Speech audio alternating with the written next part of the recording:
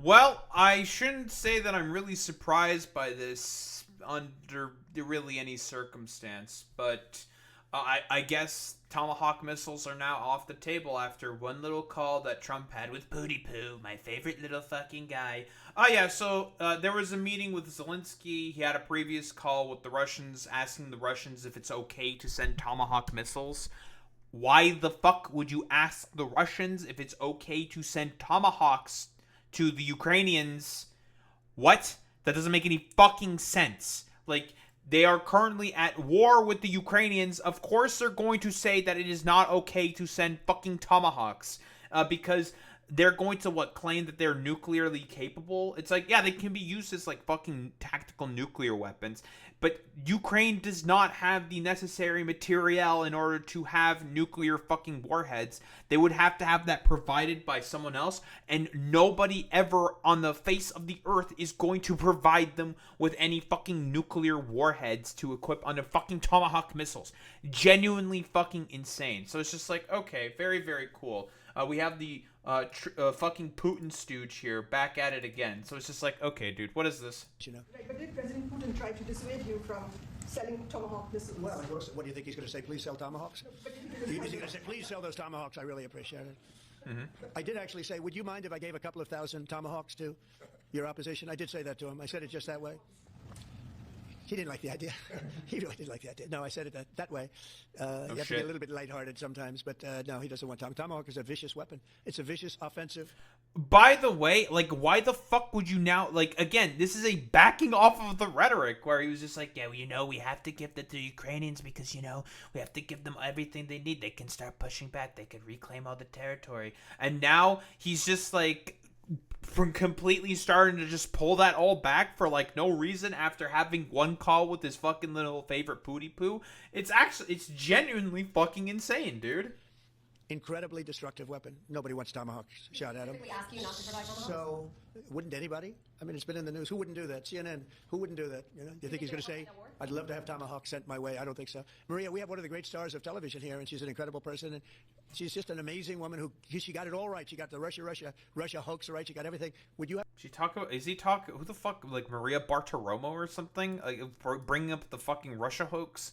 Like, this is, I don't have to really fucking understand just how, like, stupid and incredibly fucking dumb this is. Why would you talk with an adversary about sending weapons to someone who is a fucking ally that you claimed was a good fucking ally and can push back the fucking goddamn Russians? Again, either he's being played like a fiddle, or because he's just a dumb fucking old doddering man, or some dumbass groiper weirdo freak got into his ear and said, like, don't send the Tomahawks to them or some shit. Like, it could be any one of those. It's genuinely fucking insane that this is the fucking case with this, like, complete doddering old man. So now that we have that little preamble out of the way, here's, let's be honest here, Zelensky talking in the sort of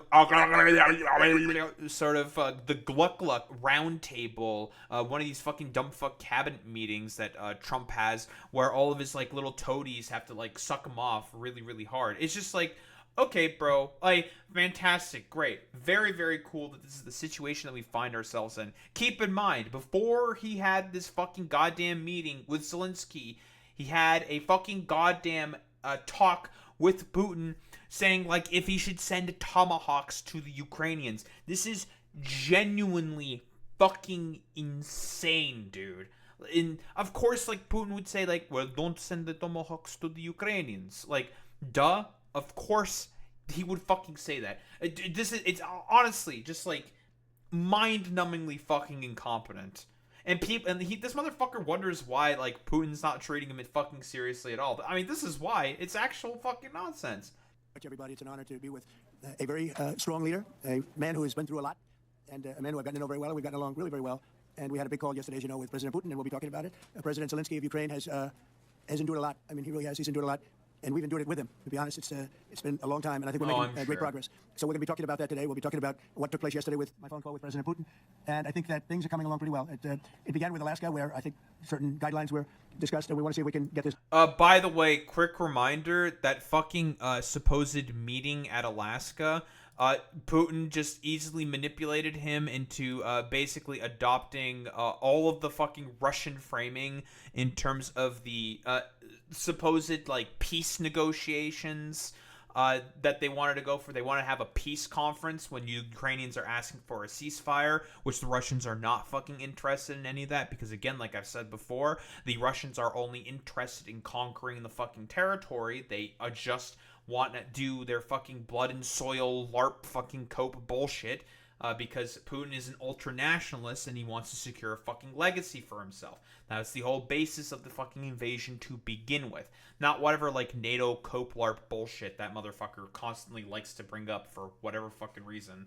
And now we have this motherfucker who got played like a goddamn fucking fiddle, was just whispered a bunch of sweet nothings by former KGB agent Vladimir Putin, played into all of his fucking sensibilities. Like, he was sawing out about the fact that Putin told him that he should have won the 2020 fucking election after the summit to Alaska. It was just like, oh, you just got played like a fucking fiddle. And you, like, are wondering why Putin's not fucking treating you seriously? This is why. Because you're, like, the most easily manipulatable fucking dumbass on the fucking planet. This is why. Done. This was long ago into the Biden administration. I came here and we inherited this, and we'd like to see if we could finish it, end it. We want it ended. So many people have died in this war. Oh, I'm sure you want to we're going to get it ended. So I just want to thank you all very much. If you have a couple of questions, go ahead, please. In fact, before I do that, let me just ask the President to say a few words. Thank you, President. Sure. Glad to meet you again, Mr. President. Thank you very much for the invitation. Again, my congratulations with your successful ceasefire in the Middle East. Thank you. Yeah, and you did it, and I think this is the momentum to finish Russia's war against Ukraine. I think that, yes, we understand that Putin... So, yeah, Zelensky's always going to be in a tough position here because he knows that he has to fucking cater to and daughter this, like, old fucking dipshit in order to, I don't know, basically have him be like, can you please just send us the fucking Tomahawks? Please just fucking send us the goddamn money and weapons so we can fucking try to defend and push back the fucking Russians who are, again, I'm going to remind you, basing their fucking invasion off of blood and soil fucking rhetoric, saying that the Ukrainians are their little brothers and have always been the little brothers of fucking Russia. Again, like, as I've said before, and I'll say it again, this is purely all just about one thing and one thing only. Finishing off Russification that has started from hundreds of fucking years ago. That's what it is. Because, again, this motherfucker, Vladimir Putin, is a Russian fucking ultra-nationalist, right? He will do anything possible in order to, well, help catalyze further imperial conquest for the Russian Empire. Again, this is also the same dude who said that the fall of the Soviet Union was one of the most consequential events in fucking history in terms of loss of territory in particular, because again, Putin, fundamentally speaking, for him, this is all about the fucking imperialism for him, fundamentally speaking. Not ready, I think not ready, but I think that I'm confident that with your help we can stop this war, and we really need it. We see that they don't have successful steps on the battlefield, and it's good. I think that the army is weak now, but a lot of losses. They have a lot of losses in economy and people, and I think this is a very important moment, and I wanted to... So keep in mind, also, the Ukrainians have been doing constant fucking drone attacks and bombing campaigns on a lot of fucking Russian oil. And the reason they've been doing that is they're trying to hurt the Russian economy and make it such that this is a more and more fucking unpalatable war, in particular for the Russian people. So then they can start to try to, I don't know, have some movement there, some kind of like protest movement or something to have people start clamoring for a fucking goddamn ceasefire. Which Putin, again, has been consistently uninterested in has been trying to crack down on people who are dissenting against the war. Thank you, Mr. President. After our phone calls, yesterday I had a good opportunity to meet with the big American energy companies, and they're ready to help us. Yes, after all these attacks on our infrastructure, Russian attacks, and etc. And I had also meetings, thanks to your team. We have meetings with the good military companies. We spoke about air defense, and I want to share it after with details where we are. Thank you. Thank you so much. Thank you very much. Very good. And I think it looks beautiful in his jacket. Yeah. It's beautiful. I hope people notice. It's actually very stylish. I like it. Please go ahead. Under the Biden administration, the White House was fearing of the possible escalation. They were not allowing the Ukrainians to strike into Russia, fearing of this escalation. Yeah. Would your administration allow Ukrainians... So again, and this is the main criticism that I have with Joe Biden, him basically deciding to go along with like the Clintonite fucking strategy of let the Russians and the Ukrainians bleed each other out, and trying to put up as many artificial barriers and restrictions as possible in terms of what weapons the Ukrainians can use, how they can fucking use those weapons for the express purpose of under the guise of not escalating for the Russians. Because the Russians, they will nuclearly saber rattle at any fucking point in time that they can try. Because, again, that's about it. Their army is a paper tiger. It does not perform well on the fucking battlefield. It is incredibly corrupt. It is incredibly unwieldy. And it is incredibly fucking, old in terms of military fucking doctrine. And in terms of the sort of like more modern Western sort of ways of conducting war and whatnot, it is a wholeheartedly inferior in comparison, or the Russian way, of course, of how they conduct their strategies and how they fight. It's just just nonsense. Like, yeah, their best tanks and technology are all from the fucking 1990s and shit. Meanwhile, the U.S. has been doing significantly more fucking advanced shit than them. Like, since the fucking goddamn, like, since World War fucking II. It's one of those situations where it's just like, dude, it's complete it's a paper tiger, it's LARP cope bullshit, and it's just the only reason why the Russians are even going ahead with this to begin with. Again, it's because Putin just wants to have the fucking imperialism. He just wants to fucking conquer the goddamn territory for the express purpose of, securing a legacy for himself. Like, that's all that it is. And guess what? The Ukrainians are the fucking closest neighbor, because, again, they have a consistent pattern of behavior of doing all of this as well. Bombing and attacking their fucking neighbors ever since they became the fucking Russian Republic. Again, we can go over Abkhazia, South Ossetia, that being in Georgia, of course. They did attacks there to try to take over the territory for themselves. Transnistria, of course, and also in fucking Chechnya. Twice.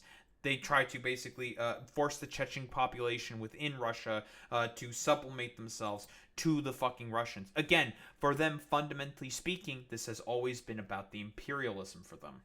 To strike deep into Russia. We're going to be talking about that. That's something we'll be talking about. You're right, it's an escalation, but we'll be talking about that.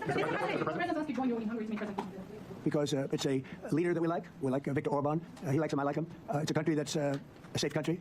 Yeah, Viktor Orban, who basically does everything possible to get in the way of the Europeans from sending more and more fucking weapons, because he's just a pro-Russian stooge. Like, the reason why Viktor Orban is even able to maintain power under himself is, besides the fact that he basically took over all the fucking press companies within Hungary, also for the exact fact that Putin has also invested quite a lot in making sure that Orban stays into power. Because, again, Orban is a way to basically try to disrupt the fucking European Union. Oh yeah, Hungary's fucking economy is in the complete utter shitter. Like, nobody wants to fucking live there or work there whatsoever. By the way, I think the biggest pride parade organization, the biggest pride parade where tons of people came in from all across Europe in order to participate in a pride parade, that happened specifically in fucking Hungary. It is a weak, failing fucking state because of Viktor Orban. He's done a very good job. He's been a very good leader in the sense of running his country. He doesn't have a lot of the problems that other countries have. And so we've decided that we'll be going to be with Viktor Orban, and I think he'll be a very good host. President Trump, President Trump, President Trump, President Trump. Hungary, yeah. We're doing Hungary, yeah. Was it trilateral meeting, or was it just you and Putin? To be determined, but I would say most likely it's going to be a double meeting. It'll be a double meeting, but we will have the President, Zelensky, in touch. There's a lot of bad blood with the two presidents, and I'm not speaking out of turn when I say it. It's a very difficult situation. We just settled. I wonder why that might be the case. It couldn't be possibly because of anything that the Russians have done in order to prompt any attacks or any of that fucking bad blood, because he just wants it to help catalyze the end of fucking Russification within Ukraine. It couldn't be possibly anything to do with that. The war, and after thousands of years, I guess. People say anywhere from 500 to 3,000 years. And I was in rooms, as you saw, because you were with me, a lot of you were with me last week, with leaders that didn't like each other, but they were able to get along. These two leaders... What? 500 to 3,000 years? What kind of fucking demented interpretation of fucking history is this? What the fuck are you talking about, bro? Huh? What? Dude, this is actually fucking insane. What is he waffling on? Yeah, this does sound like some fucking random Duganist BS. No, the Rus did not, they were steppe peoples back 3,000 years ago. Those are the main people that were living in fucking the steppes of Russia at that point in time. The Rus did not come into existence until 1042. And they were the Kievan Rus. And then they had a splinter faction that went up further north in order to establish Moscow and specifically the Kingdom of Novgorod, which eventually became the Kingdom of Russia. That happened after at least I think about 300-400 fucking years, and the project of Russification came about 200 years later after that, under I think it was Peter the Great, I believe, who helped begin the sort of Russification of Ukraine. Again, this motherfucker doesn't know any of the history here. Do not like each other, and we want to make it comfortable for everybody. So one way or the other, we'll be involved in threes, but it may be separated. President Trump. President Trump. Was he what? Where are you from? From Ukraine. Okay, good. Good, yeah. What if President Putin doesn't agree to peace in Hungary? What do you do then? Do you have... Well, let's see what happens. I mean, what if? I think he will. I think that President Putin wants to end the war, or I wouldn't be talking this way. I think he wants to end the war. He's done this before, man. Fool me once, shame on you. Fool me twice, shame on me. Fool me 3 times, why the fuck are you still here? What are you doing? No, he doesn't.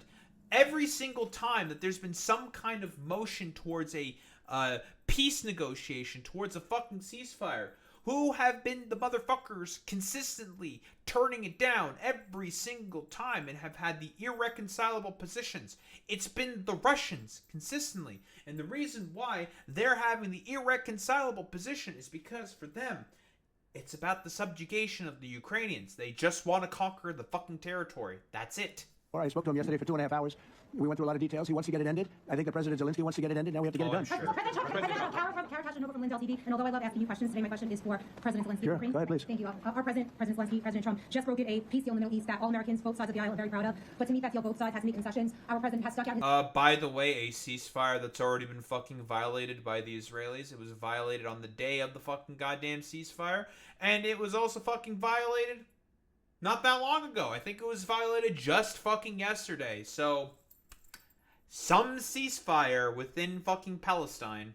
His neck in many ways to make a peace deal for your war as well. What specific concessions are you willing to make to end this war with Russia? Will you give up joining NATO? Americans have foreign war fatigue, and our president, as he said, we need our tomahawks too. To me? Yes, you, okay. Zelensky. Thank you very much. That's some question. So many questions in one. Thank you very much for your question. First of all, I think we need to sit and speak. The second point, we need ceasefire. Even now, you see in the Middle East, it's very difficult to hold ceasefire everywhere, in every war. It's very difficult. We want peace. Putin doesn't want. That's why we need pressure on him. We will speak with President today what we need. We understand what we need to push Putin to negotiation table. And as I said previously, so we're ready to speak in any kind of format, bilateral, trilateral, doesn't matter. Matter just peace. This is important. And we don't speak about NATO or NATO. For Ukrainians, it's very important. Of course, it's our decisions of allies to decide where we are. Are you willing to yes, but the most important thing for people in Ukraine, which are under each day's attacks, you have really strong security guarantees. NATO is the best, but weapon is very important. Allies on our side is very important. And between us, for us, bilateral security guarantees. Yeah, but apparently now Donald Trump's not going to fucking send the tomahawks. So now security guarantee, because again, the United States is not willing to send, because at this point, given all the waffling from Joe Biden specifically and the general stoogery and pro-Putin sort of sentiment from fucking Donald Trump here specifically, at this point, it is more or less now guaranteed that the only way for a ceasefire to even happen, let's be quite honest here, is if there are American boots on the fucking ground. It's not going to be enough for fucking European peacekeepers. That's not going to be enough. The Russians are going to violate the ceasefire more than likely because they don't give a fuck about the Europeans. They think of them as a paper tiger, even though they themselves are the real paper tiger. I digress. Whatever. You need American boots on the ground to really dissuade any movement from the fucking goddamn Russians. But I mean, the Russians have already shown themselves that they don't give a shit about that anyways. They've struck, I don't know, U.S. fucking plants and assets within Ukraine. There was like I think it was like a factory building kitchen appliances within the western parts of Ukraine that the Russians did drone attacks on. So that's cool. That's fantastic. That's great. That's the thing that fucking happened. And they've already been violating fucking NATO airspace, not only with manned jets, but also fucking drones consistently. So it's just like, dog, like, the Russians are willing to try to push and push and push and push to see what can potentially fucking break and test out the defensive capabilities that NATO may have. And they feel like they can do this because of Donald Trump being the main guy that's currently in power. Again, if you want to talk about pro-peace, Donald Trump has basically done everything possible to make it such that peace is an impossibility now. Like, it's not going to fucking happen because the Russians think that Trump is weak and he's going to take apart NATO. Like, that's it. Like, Article 5 might be in fucking question. It's the vaunted Article 5 might be in question now because of Trump's fucking general abstemiousness. And let's be honest here, the fact that he is just pro-Russian. Also, there's a religious split between Ukraine and Russia. Ukraine is mostly Greek Orthodox, while Russia has their own church. The father of the Russian Orthodox Church pushes Duginist VS. Oh, 1000% boy meets many. Yeah. Again, a lot of fucking Orthodox sects in Christianity have a lot of differences between them, right? Like, there are certain Orthodox churches that exist within Greece, that exist within other parts of the Balkans, that exist within within Russia. Like, these people they're not going to get along as well as these motherfuckers seemingly think they are. Again, as I've said before, the point of this for the Russians in particular is they just want to conquer and subjugate the territory for themselves. It's all about imperialism for these people. Between me and President Trump is very important. I don't know, we didn't speak with details about it, but this is the most important document because the United States is very strong. Sir, President Trump, you're the middleman right now, hoping to end this conflict. Who is doing a better job negotiating, President Zelensky or President Putin? I think they're both doing a great job in that sense. We have to get it done. We've got to take some. What the fuck kind of question is this, by the way? Who's doing a better job at negotiating with the fucking terrorists or some shit? Like, what kind of fucking dumb fuck question is this? I know who asked the question. It's Peter fucking Ducey, that fucking complete Fox News stooge freak. Some of the hatred of each other. You know, they don't like each other. I say that in front of President Zelensky, but I say it in front of President Putin too. They have tremendous bad blood. It really is what is holding up, I think, a settlement. I think we're going to get it done, and we have to make it long-lasting. As I said, in the Middle East, everlasting, right? Everlasting. And in the Middle East... The ceasefire collapsed after 10 days in Gaza. It lasted no longer than a week and a half. Very cool. Is a much more complicated situation. You know, we had 59 countries involved, and every one of them agreed. And it's, you know, sort of amazing. Most people didn't think that was doable. This is going to be something I really believe that's going to get done. I had a very good talk yesterday with President Putin. I think he wants to get it done. President Zelensky, right behind you.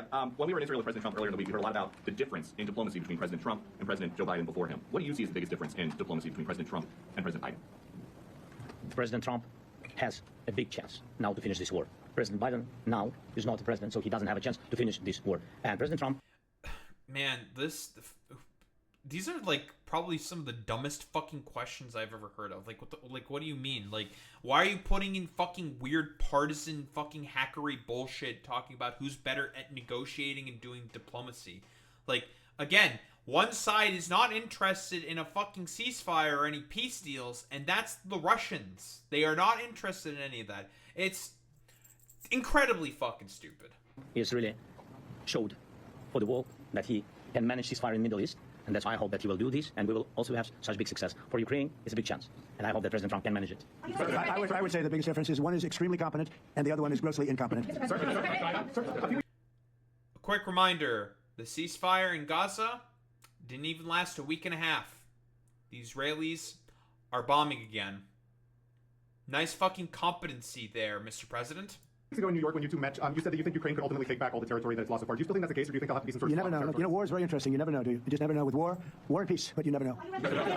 Yeah, people forgot about that line. I guess he's completely backed off of that position now. Almost as if he doesn't believe anything. He's just a doddering old man that'll just say, like, whatever at this point in order to get fucking headlines because he's a moron. Please. Russia calls Tomahawk supply to Ukraine as an escalation, yet it continues using similar cruise missiles like Caliber. Yeah. Who are you with? Who are you with? You're Ukraine? Yeah. But Russia continues even using the cruise missiles and also nuclear capable. Also, by the way, it's really interesting how he keeps asking who they're with specifically, simply because of the fact that he just wants American journalists to only fucking capitulate to him specifically. And that's the fucking real thing. He does not like engaging with the media whatsoever, especially if they ask actual fucking questions, because most foreign journalists will ask actual fucking questions of Trump, and he fucking hates whenever anyone asks actual, like, real questions of him, because in reality, he's just a Tim Pot fucking authoritarian goon. He just wants to do everything possible to concentrate more and more and more power around himself because, again, he's just a wannabe fucking authoritarian. It's one of those things where it's just like, man, this is just some Complete, utter fucking stupid fuck shit, man. missiles in Ukraine since 2022. So do you consider providing Ukraine with the Tomahawk or similar missiles as an opportunity to equalize the possibilities of Ukraine and Russia and push Moscow to the negotiation Yeah, table? sure. We're going to be talking about that. That's why we're here. Okay? Fair question. Exactly as he told you to say it, but we're going to be talking about it. Okay? Yeah, please. Their message to India and Hungary was still You said India and Hungary? That's an interesting... India and Hungary. It's an interesting combination. refuses to buy Russian oil. Well, India is not going to be buying Russian oil anymore.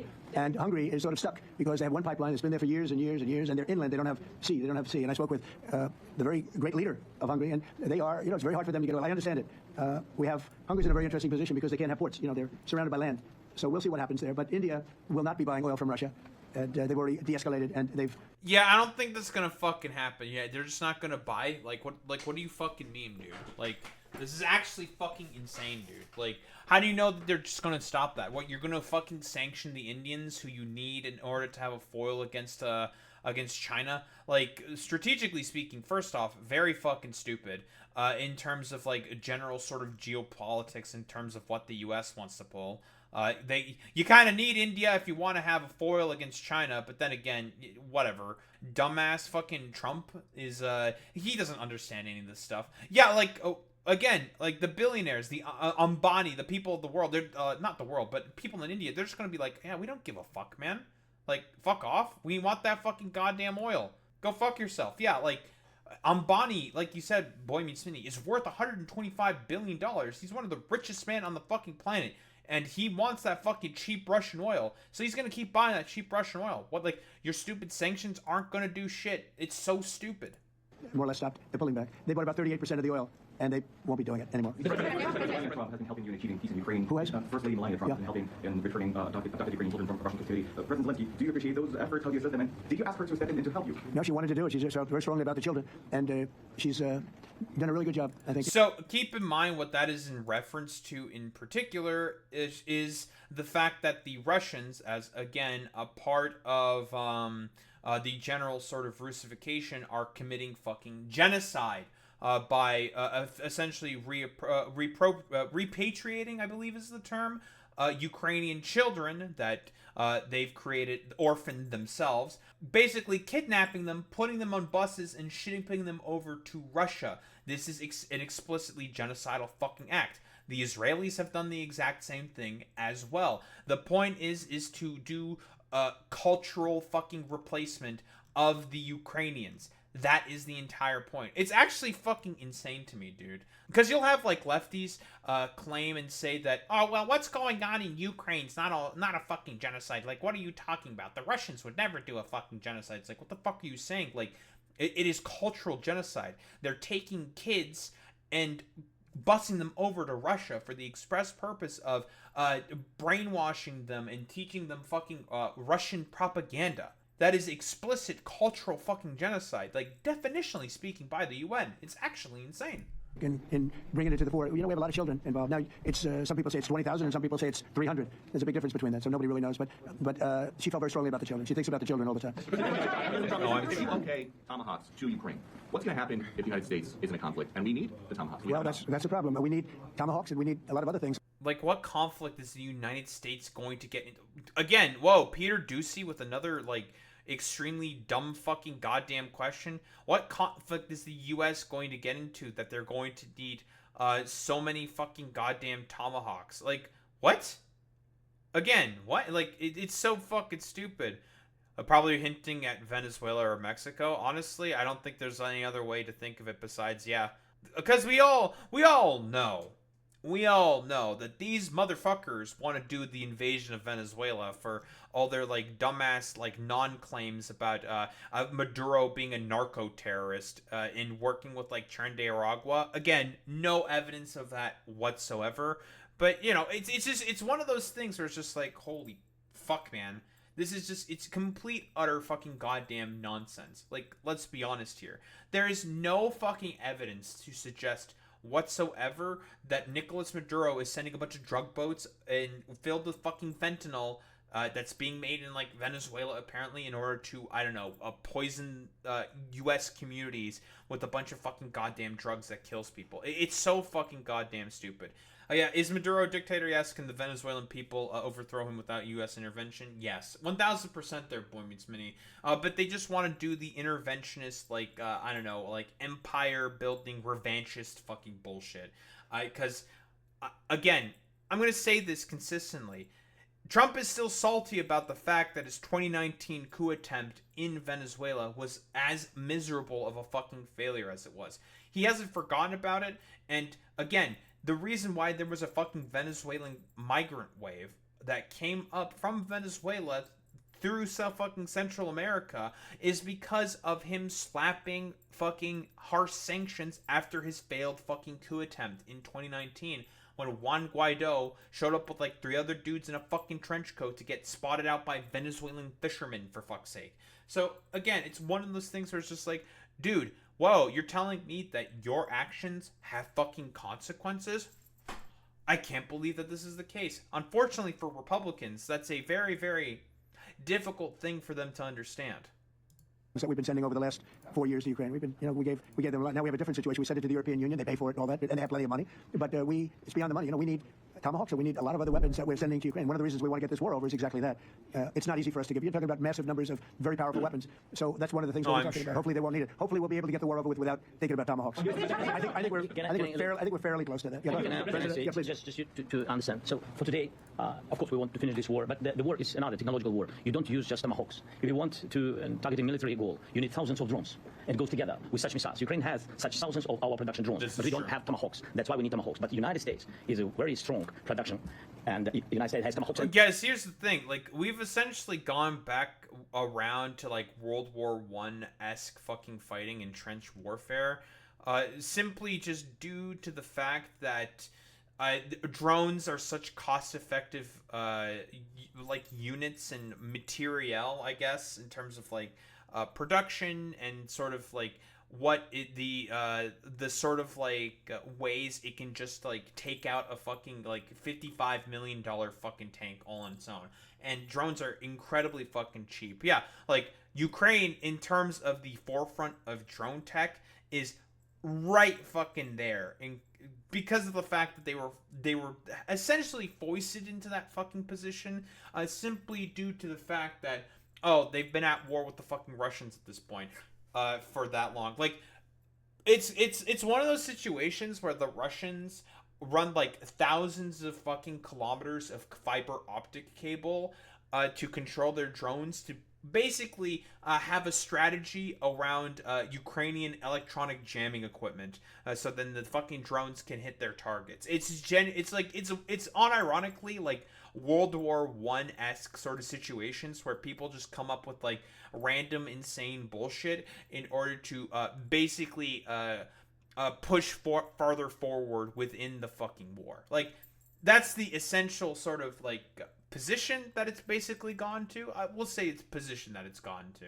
And other missiles, very strong missiles, but they can have our thousands of drones. That's why where we can work together, where we can strengthen American production. And so just so that I understand, so you're suggesting kind of a trade. If President Trump okays Tomahawk missiles to help you launch... Yes, it's about military goals. It's only about military goals. Right, but then you would authorize some kind of an exchange with Yes, of course. US. Yes, we have proposition. We have big proposition with our drones. President Trump, I don't mean to be brokering an arms deal here, but is that something you'd be interested in, Ukrainian drones? We are, yeah. We would. We have a lot of drones right now. We build our own drones, but we also buy drones from others, and they make a very good drone. I mean, drone warfare has really come to the fore over the last couple of years because of this war. I will say, there's nothing like the jets. We knocked out a lot of drones in Israel. We were knocking them out for Israel, and we were doing it with extremely fast and powerful jets, following the drones and knocking the hell out of them. So, we know a lot about the drones, and we know a lot about the great jets, the great ones. The ones, and the B-52s, which were totally, they were stealth. They were undetectable. So we have a lot of different weapons. And, I have an obligation also to make... The B-52 is not a stealth bomber. He's more than likely talking about the B-2, the Spirit. I think this is in reference to fucking Iran? He's like bringing up Iran here? Yeah, like I either he doesn't know or just old man brain fart. I'm more inclined to believe it's old man brain fart, boy meets mini. Make sure that we're completely stocked up as a country, because you never know what's going to happen. In war and peace, right? You never know what's going to happen. So we're going to be talking about tomahawks, and we'd much rather have them... I mean, besides the fact that these guys are the main dudes that are currently trying to attack the fucking goddamn Venezuelans and come up with, like, casus belli to go after the fucking goddamn Venezuelans. Nice meme. not need tomahawks. Would much rather have the war be over, to be honest, because we're in it to get the war over. We're selling want a lot the war to be of over, different folks. types of weapon, as you know, to the European Union. do. We're not in it for that. We're in it to get it over. We're losing thousands of people a week, thousands of people, Russian, Ukrainian, mostly soldiers. I mean, mostly soldiers. But we're in it to see that end, and we can end quickly, and I think we can. I mean, I had a very good talk yesterday. We're going to be talking about it, but I had a very productive talk yesterday with President Putin. We'll see what happens. But the war in the Middle East was far more complicated. We got that one done, and I think we have a good chance. I think President Zelensky wants it done. Again, the ceasefire didn't even last a fucking week and a half. And I think President Putin wanted it done. Now all they have to do is get along a little bit. Can you give us an update on the trade negotiations with China? Perhaps that's a great Yeah, I will, and I'm going to let Scott do that. But I think we're doing very well. I think we're getting along with China. China would like to have something. As of this moment, we'll be meeting in a couple of weeks. We'll be meeting in South Korea. Myself, I think so. It looks like it's going forward. I think so. They want to meet. We like to meet. I have a very good relationship with President Xi, and we're going to see what happens. But for years we were taken advantage of by China very badly. We were losing hundreds of billions of dollars a year to China. We really. Again, I'm going to say this real fucking quick. Basically, all the shit that he's talking about, in particular with China, is just like top-G cope LARP bullshit. Right now, China is completely undercutting the U.S. fucking markets at every single turn in terms of the global economy. They've basically cut out all their fucking necessary export sort of markets to the fucking United States of America. Well, not all of them. A lot of fucking cheap goods are still going to be sent there, generally speaking. But in terms of the goods that they imported from the United States of America, they've already found new fucking partners that are willing to participate with them. And a lot of them have been a bunch of different fucking U.S. allies. Again, because of his own idiotic belligerence and the fact that he has no idea how to run an economy. I mean, he can't even fucking run businesses. He's bankrupted fucking 6 of them. Like, he has no fucking clue and is just getting completely undercut and owned by the fucking Chinese at the moment because he's a belligerent fucking dumbass. Built their military, if you think about it. The kind of money that presidents allowed to be lost to China was just insane. And then when I came into office, as you know, I put very severe tariffs. So we took in hundreds of billions of dollars in my first term from China. Biden let that go because it was so much. He let it continue, but he gave all sorts of exceptions. And by the time you looked at it, Scott, I would say it wasn't the same thing. He would give an exception for anything. If you got up and went out to dinner, he'd give you an exception. So it wasn't the same thing. But I put on very serious tariffs. So we took in hundreds of billions of dollars. And then I left office. The election was rigged. I left office, and that was the story. Now I come back, and we are in a very strong position because of tariffs. We're in a very powerful position because of the fact that we have tariffs. If we didn't have tariffs, we would be in a very weak position. We would be in a weakened state. But with tariffs, we made hundreds of... Like I said before, China has been basically undercutting and cutting out a lot of fucking U.S. allies and has been doing trade with them and is not importing anything from the United States of America. Again, the second highest competitor in terms of soybean production, that being the Argentinians, that this motherfucker sent $40 billion to Javier Milei, that fucking crypto LARPer scammer dipshit. Fucking China is now importing a ton of soybeans from there instead. And this fucking dumbass decided to completely undercut his fucking goddamn farmers, ranchers, and every other sort of like agricultural worker within the United States of America because of his like stupid idiotic tariffs on China. It's so fucking goofy, man. Billions of dollars, not only from China, but from others. And China wants to talk, and we like talking to China. So we have a very good relationship, and we're going to be meeting in South Korea in a couple of weeks. And I just got back from a long trip. I'm going on another long trip. And Scott, you want to say a few words on that, please? Yes, sir. So the entire relationship stems from the great respect that the two leaders have for each other. China did a substantial, unprovoked escalation last week. We were unable to get in touch with them since then. It's been So again, what Scott Bessant is referring to here specifically is the fact that China is doing a bunch of export control laws in order to basically have a little bit of a test and see what specifically the U.S.'s reaction would be. And it's as expected, it's stupid as fucking fuck. Like, they were just doing this to prompt a reaction out of Trump specifically in order to now undercut him out of the fucking global market, which has gone perfectly fucking successfully for the fucking Chinese. Like, get fucking owned, you dumbasses. World Bank Week.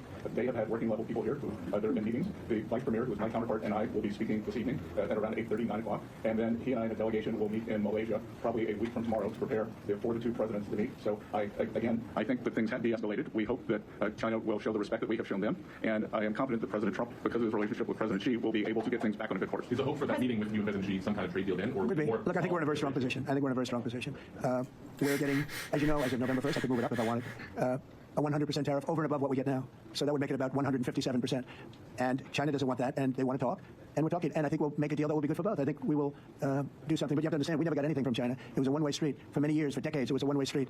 And they became rich because of the United States. And frankly, presidents that, let's be nice, they didn't know. They just didn't know. They didn't understand what was happening to them. But I understood it. I understood it long before I ran for politics. I used to watch in amazement at how stupid our country was, how stupid they were. And we're not stupid anymore. And that includes with the European Union. That includes with Japan and South Korea. All we want to do is be treated fairly. But the fairly is hundreds of billions and even trillions of dollars coming into the... Again, I'm going to say this real quick again. He thinks that having a trade deficit is a bad thing.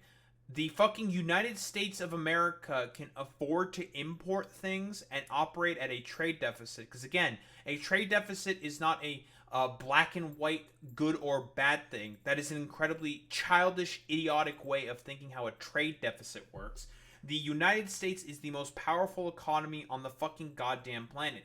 Because of how powerful the US currency is, you can easily afford to operate off of a trade deficit in order to curry favor with other fucking nations, because it is quite favorable for them to have a lot of your currency.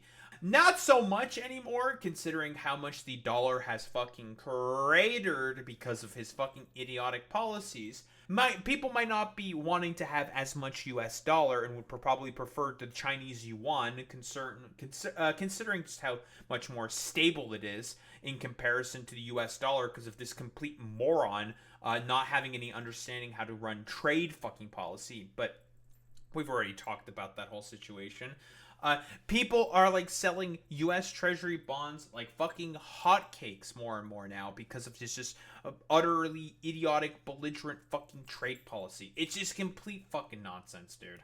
The United States, and it's our national security is secure because of tariffs. If we didn't have tariffs, we would have no national security. So it's very important. We see China's help in ending the war in Ukraine. Do you need them to put pressure on Russia? I'll be discussing that, but I'd love to see it ended before that. I mean, I think we have a chance of ending the war quickly if flexibility is shown on behalf. And again, we're not losing people. The United States is not. We're not losing people. We're not spending money. We're getting paid for the ammunition and missiles and everything else that we're sending to the European Union, but to NATO. But again, since Trump is a fucking moron and he doesn't understand how any of this works.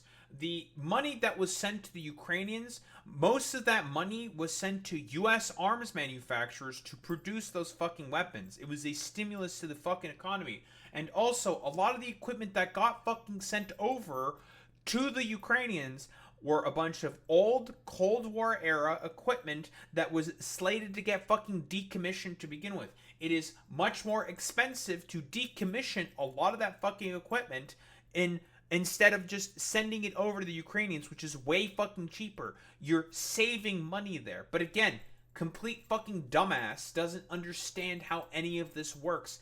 Because again, he's just a stupid fucking idiot. Like, there's been consistent complaints being done by the army and the military, broadly speaking, talking about how there are way too many fucking Abrams tanks that they have to hold in fucking storage. By the way, maintaining those fucking facilities, maintaining those fucking tanks, these are incredibly expensive pieces of equipment that cost a lot of money. But a lot of politicians kept making a lot of those fucking Abrams tanks within their fucking districts because they had a fucking factory there that made those fucking goddamn tanks, and they had to make it look like they have good jobs numbers, and we're playing politics all over that.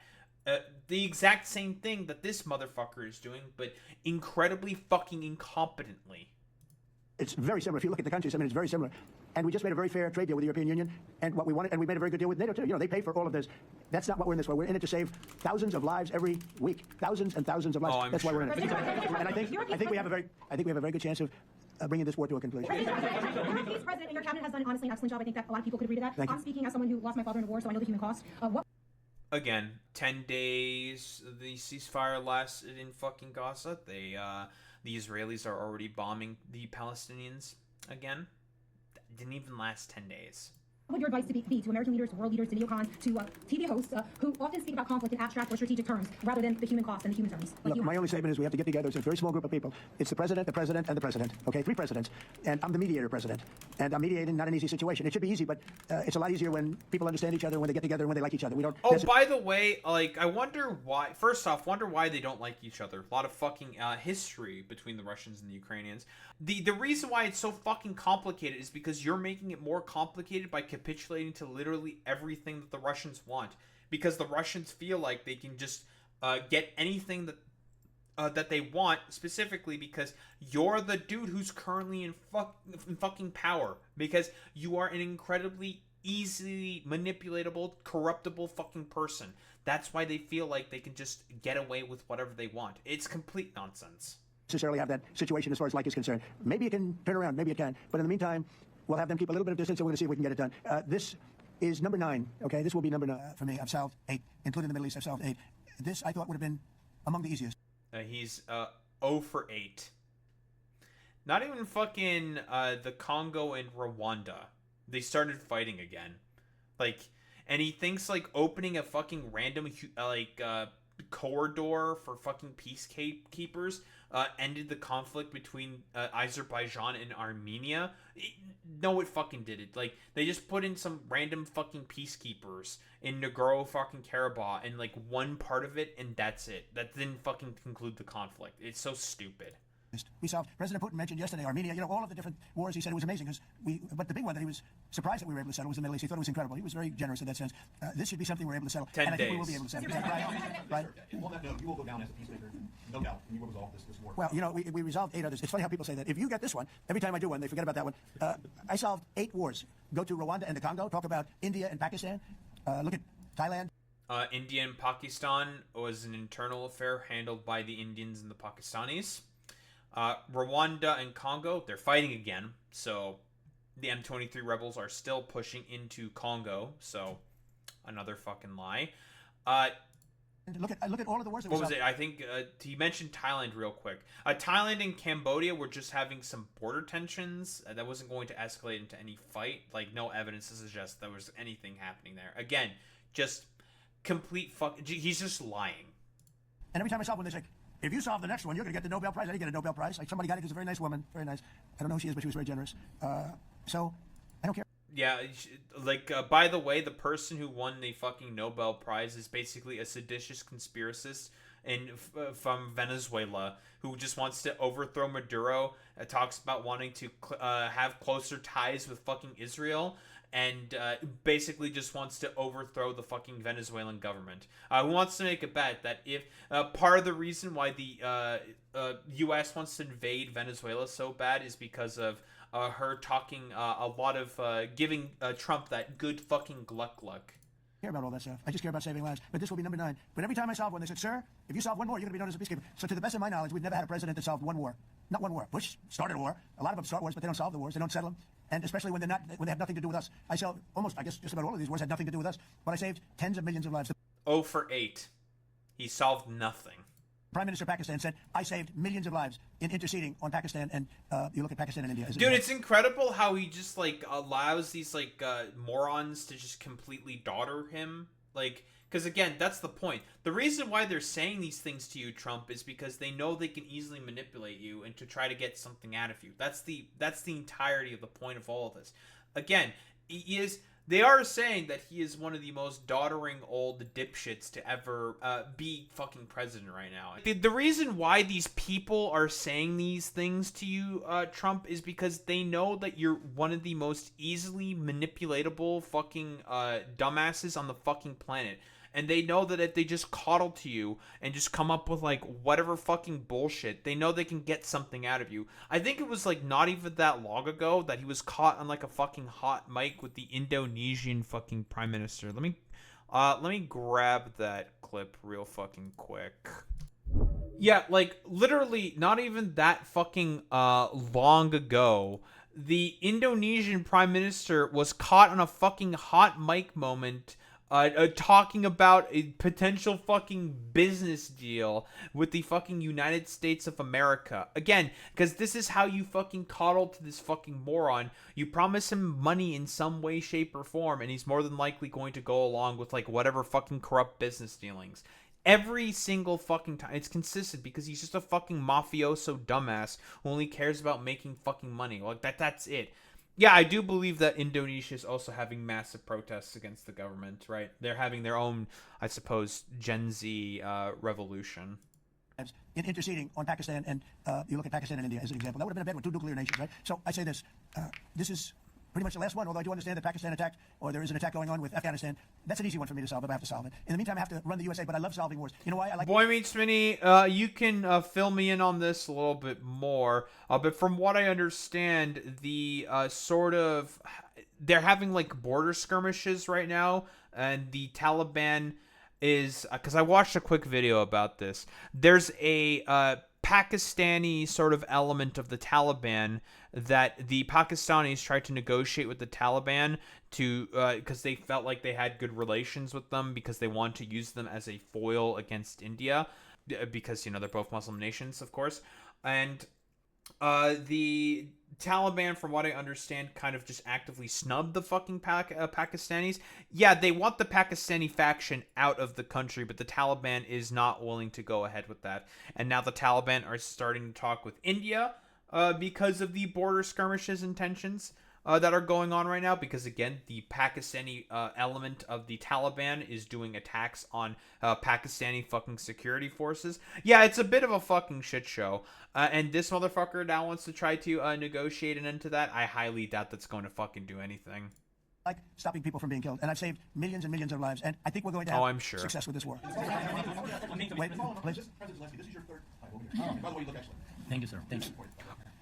This is your third time here. How different sitting across from the president is this time versus the two previous times here at the White House? And how confident are you here in the success rate of solving these prior wars that he can get this war solved? First of all, about suit.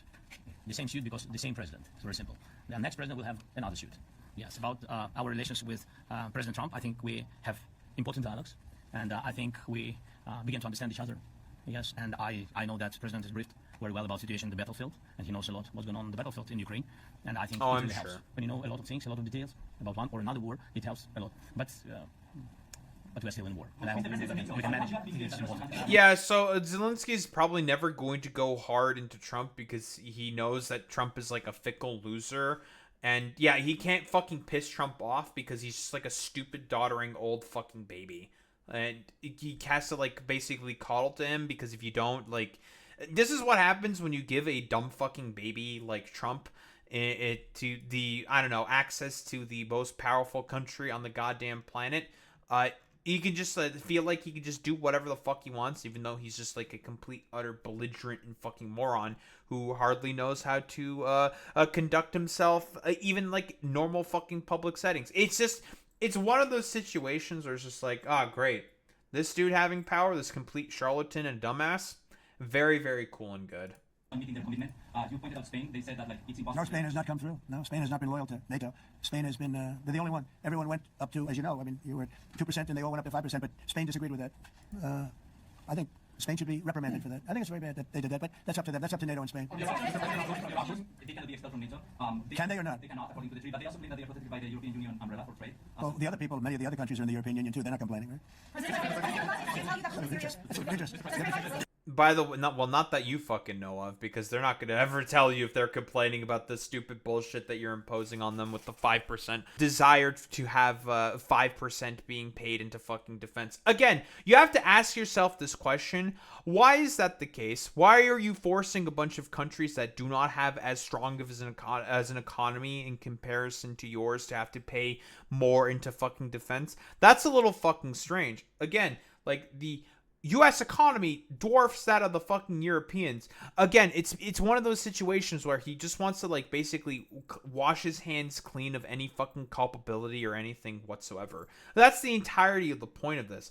He just wants to basically further isolate himself and the United States from everywhere else in the fucking world, and just try to pretend to fix the issues within the borders of the United States itself, when in reality, he's just going to exacerbate all of the fucking problems that the U.S. has. Again, the reason why the U.S. is as strong and the hegemon that it is because of the very sort of varied and complicated network of fucking alliances and people that they do discussions with, and diplomacy that they engage in, and soft power.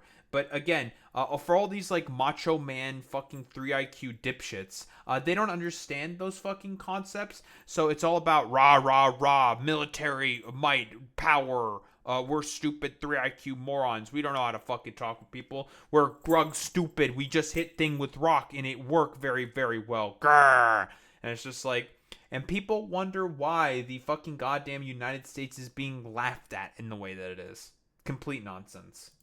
Yeah, please go ahead. Do you think you can carry the momentum from the Middle East deal over to this deal? I do. How does that move the needle? Yeah, I do. I think we carry a lot of momentum, a lot of credibility. Getting Middle East done was very important. Nobody thought it could be done. That was one nobody thought could be done.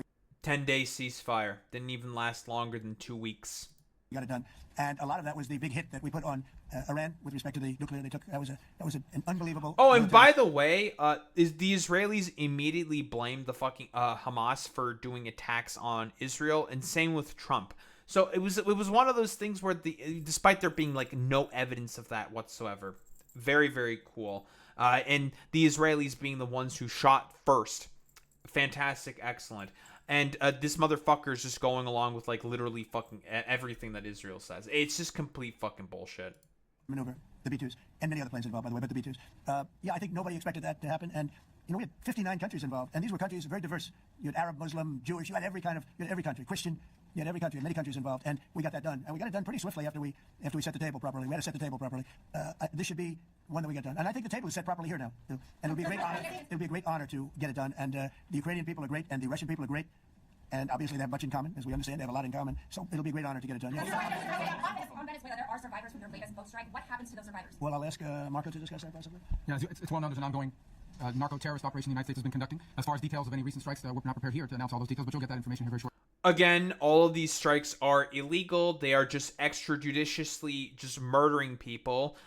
For what exactly? Allegedly having drugs on their fucking boats. Again, the first instance where 11 people were killed in a fucking strike in international waters. Again, illegal. You can't fucking just randomly strike boats in international waters. That is illegal. Obviously, very, very duh. It was a bunch of people that were headed to, I believe it was Trinidad, and they were basically turning back from the fact that they were headed there. And these were Venezuelan fucking fishermen boats. They were turning back to fucking Venezuela, and then they got bombed by the United States of America. Again, no evidence whatsoever to suggest that they were headed to the United States or that they had any fucking goddamn drugs on their fucking boat. And the United States decided to be like, well, we're just going to shoot first and ask questions later in international fucking waters because they're trying to gin up a manufactured sort of narrative to go ahead with an invasion of Venezuela. It's actually fucking crazy. Yeah, Trinidad is very, very close to fucking Venezuela. Like, it's actually insane. Like, just how these motherfuckers just based their fucking terrorism off of basically nothing. And how are there survivors when these are meant to be lethal attacks? Yeah, again, I mean, we're undertaking these operations against narco-terrorists. That's what these are, these are terrorists. Let's be clear. And but as far No as evidence, recent operations, again, when we are presented prepared to for announce that. those, we will, as the president has consistently done. So you may get something on that later today. Let me ask you, that was in a submarine, right? Zero We attacked a evidence. submarine. And that was a drug-carrying submarine built specifically for the transportation of massive amounts of drugs. Just so you understand. This was not an innocent group of people. I don't know too many people that have... Again, just no evidence. How like they were speedboats before? All the footage have been fucking random boats. Now it's a fucking submarine? Like, these motherfuckers, they don't have their story straight. Submarines. And that was an attack on a drug-carrying, loaded-up submarine. Yeah. I'm sure. Is it your belief, as Mr. Zelensky said yesterday, that the threat of tomahawks and cost, as Secretary Hicks put it, is that bringing him to the table, the fact that it's kind of carried in... I don't know what's bringing him to... I think he wants to make a deal, that's all. I can't tell you what's bringing him. Sure, that's, the threat of that is good, but the threat of that is always there. No, he's doing that so he can fucking coddle you. That's the point. He's trying to fucking coddle you to see if he can get some kind of a deal. Because eventually, for like motherfuckers like Putin, he's eventually gonna get fucking pissed with Trump as well, because he's just like waffling about and just like doing like whatever belligerent fucking bullshit and fucking nonsense to just I don't know, pretend like he's doing a peace deal when in reality he's just like milling about and just being a complete fucking dumbass. There. Tomahawks are very dangerous weapons. They're incredible weapons. If you like warfare, it's one of the most accurate. You know, we had 30 Tomahawks in Iran. After the B-2s did their damage, we sort of gave it a little capper with 30 Tomahawks from a submarine. Quite far away, actually, but they're an amazing weapon. They're a very powerful weapon, but they're a very dangerous weapon. And it could mean big, escalation. It could mean a lot of bad things can happen. Tomahawks are a big deal. But one thing I have to say, we want Tomahawks also. We don't want to be giving away things that we need to protect our country. We have a very strong... Who the fuck are you gonna strike with a medium-range ballistic missile? Like, seriously? Like... What do you mean? Protect your fucking country from who? Us? The Mexicans? Central America? Like what? they have a range of about 2,500 fucking miles or kilometers rather. Like, are they capable of hitting in fucking Venezuela from the U.S. mainland? Like, why the fuck do you need them? Protection from who and from what? It's insane. Like, why do you need the fucking tomahawks? Just send it over the fucking Ukrainians, and you're gonna make a bunch of money from it anyways. Like, it's so fucking stupid. Yeah, I guess it is. That's true, Boy Meets Mini. Yeah, we do have the fucking frog army now, which is extremely dangerous, as we all know. Country right now. We have a strong military. We have the greatest military in the world. We have the greatest weapons in the world. I want to get this war over. No, I'm sure you do. Putin Trump tunnel to connect Russia and Alaska. Are you interested? I just heard about it. A tunnel from Russia to Alaska. I just heard about that one. That's an interesting one. What to think about that? I hadn't heard that. We just did a nice road in Alaska. It's going to get us to a lot of minerals, so we have a piece of it, a good piece of the ownership because of the fact we made it possible. But this came up yesterday. A tunnel from Russia to Alaska. That's an interesting. What do you think of that, Mr. President? Do you have any ideas? How do you like that idea? I'm not happy with this. I don't think you're going to like it. I don't think you liked it. I don't think you liked it. President Trump, do you think that your guidance thing? Well, we had a senator that wanted, remember, from Hawaii. She wanted a tunnel from the mainland to Hawaii. Then she said, well, we can't do that, so we're going to build a railroad to Hawaii. Do you remember? She's a current sitting senator, Democrat. She wants a railroad to go to Hawaii. Right? You know who that is, right? She's another. Yeah, please. On your meeting with Putin, aren't you concerned that maybe the Russian president is trying to buy himself more time? Yeah, I am. But, you know, I've been played all my life by the best of them. And I came out really well. So it's possible.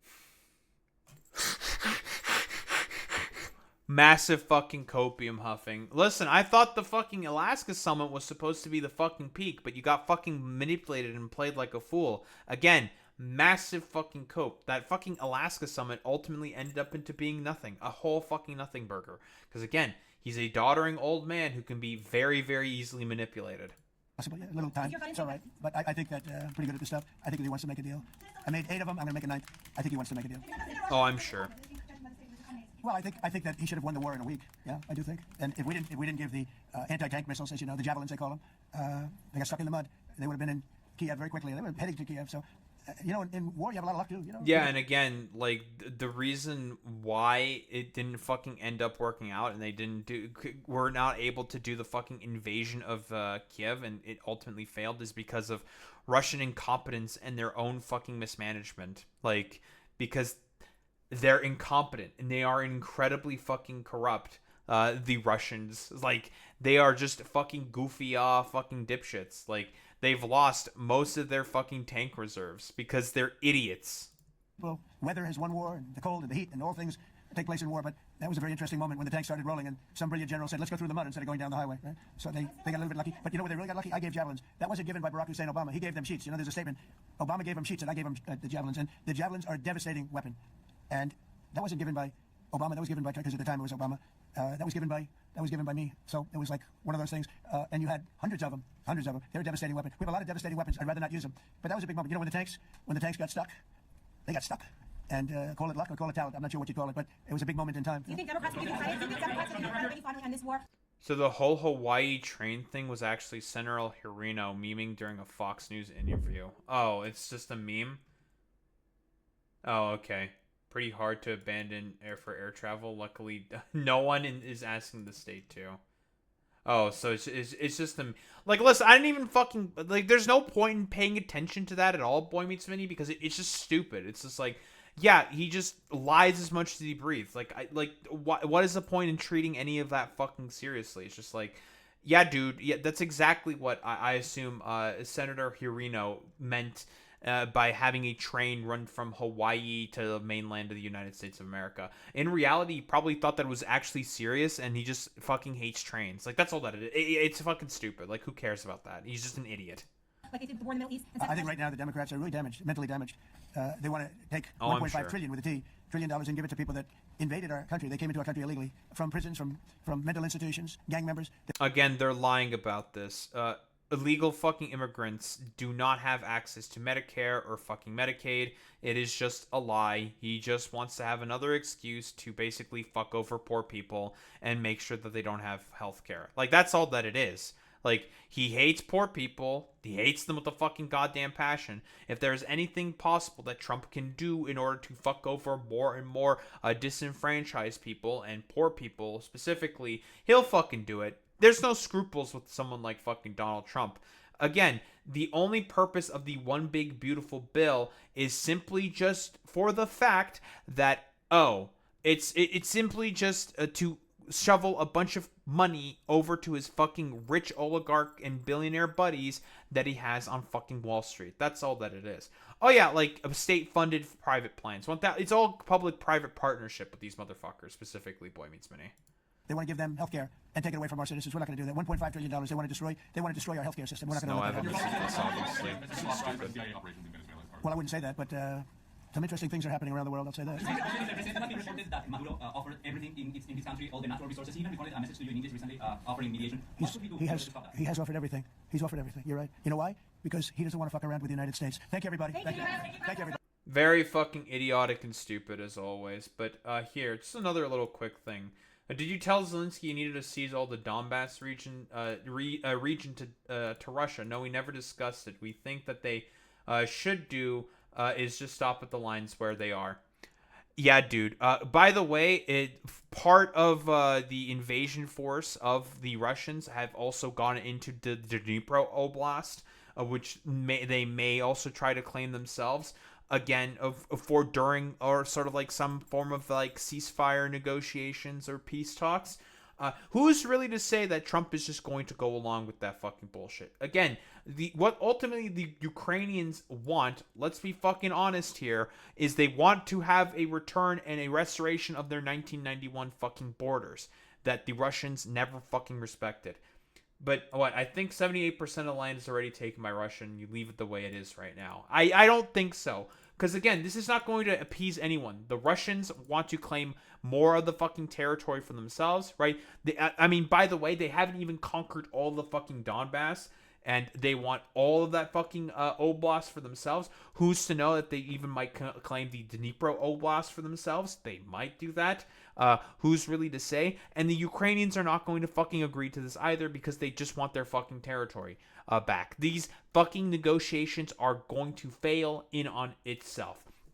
Like, what else is there to say here besides, oh, he's a fucking stooge to the Russians, and he's a stooge to fucking Putin. Because in reality, for the dumbass, doddering old man in power, Donald fucking Trump, this complete fucking buffoon and freak, he does not give a shit at all about any of the fucking wars that he supposedly had a part to play in their ceasefires. In reality, he just wants to be a fucking stooge to the Russians because he respects the Russians more because he wants to be like Putin. He just wants to be a fucking tin pot authoritarian fucking dictator. And guess what? The Ukrainians are just going to have to suffer the fucking consequences of this complete utter moron's fucking actions. I don't think there's really much else to say besides, well, Donald Trump, you're a fucking dumbass, little bro.